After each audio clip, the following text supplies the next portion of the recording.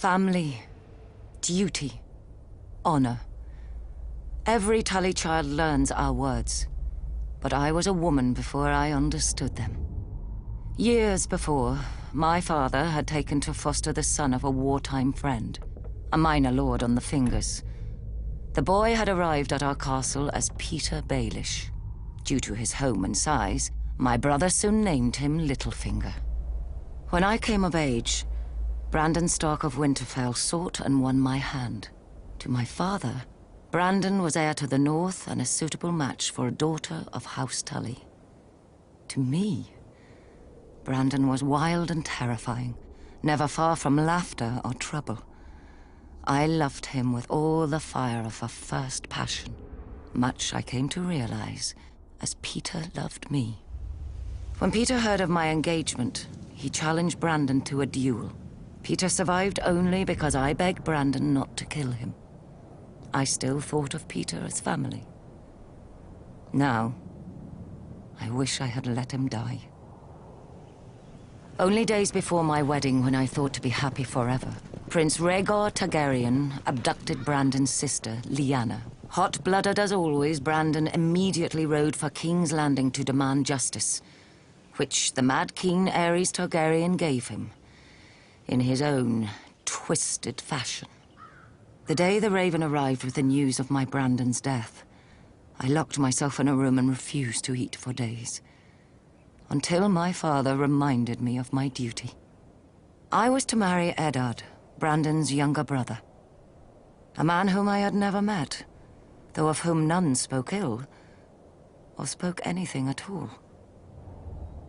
Our union would cement an alliance of the North, Vale, Stormlands, and Riverlands in rebellion against the Mad King. I was a Tully. I did my duty. We were married quickly, and were spared only one night before he had to return to the field. I spent the war by the windows waiting for a raven to hear if my son would grow up fatherless or at all. We knew the price of defeat. I scoured the kitchens and washing rooms for any and all gossip. Robert had won and crushed the Mad King. Robert had lost, but Jaime Lannister was now king. Robert had almost won, but the Mad King had become a dragon and burned King's Landing to ash. At night, I told myself the war would end soon and bring peace. Either a victory or the grave. I was wrong. Robert won, and my husband avenged his brother and my love. But when he came home to me, he could not meet my eyes. I saw the reason by his side. Many men have bastards, I know. And under the strain of war, any man, no matter how honorable, may forsake his vows for a night of warmth that he may never know again. But Ned Stark was not built like other men. His northern honor would not let him sequester his shame in some distant holdfast. He brought this boy, this Jon Snow, home to raise with his true-born children.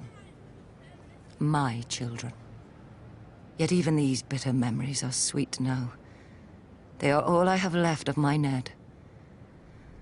Our family is broken and scattered, and our son must wage a war for the pieces. We need to go home. The Starks are of the north, and, like the snows of winter when they come south, they melt away.